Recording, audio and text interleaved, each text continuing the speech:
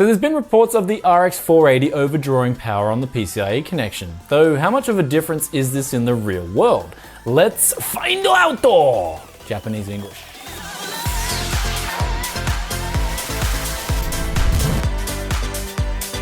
Welcome back to Tech. Yes, it is Brian dropping another video for y'all with the RX 480 and the overdrawing power issue on the PCIe connection with that 75 watts there. Now, we know that the 75 watts is a specification that was implemented in 2007 with PCIe 2.0 standard, where it allowed graphics cards to draw up to 75 watts of power, though that's the max limit. Now, from multiple sources, we can already see that this is an issue with the card overdrawing that 75 watt limit and sometimes even drawing a lot more depending on whether you're overclocking the card or not.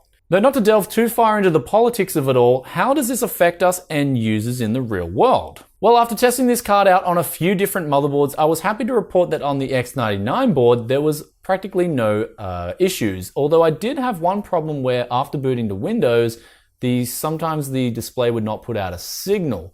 And I guess that's just to do with driver updates, since the Windows display was displaying when it was booting into Windows. But when it came to like a Z77 motherboard and also a P45 Neo that I had around here, and I consider the P45 Neo to be an old motherboard, but also a worst case scenario for this graphics card, when I put the RX 480 into both these boards, it would just fail to boot entirely, which would not put out a signal altogether. Which meant that the graphics card was causing problems, since when I did change this setup to a number of different graphics cards I had around here, the computer would then boot up perfectly fine.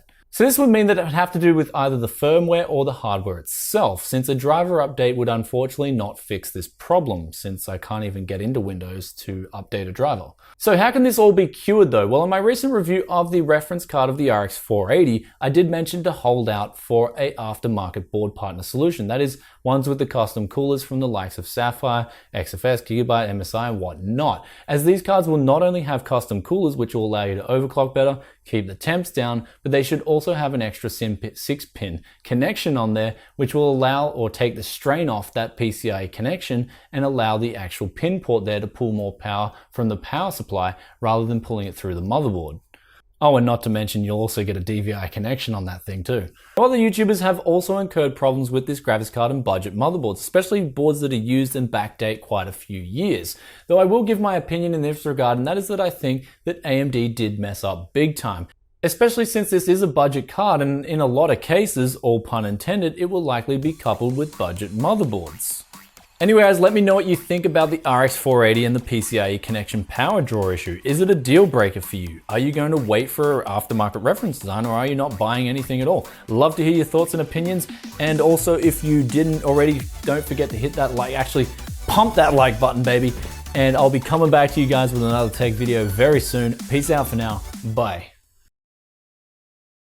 See, this is what happens when you record your video, it's out of focus, and then you polish off a bottle of red wine. And you're like, damn, I want to get some videos done today. Oops. You got an RX 480, bro?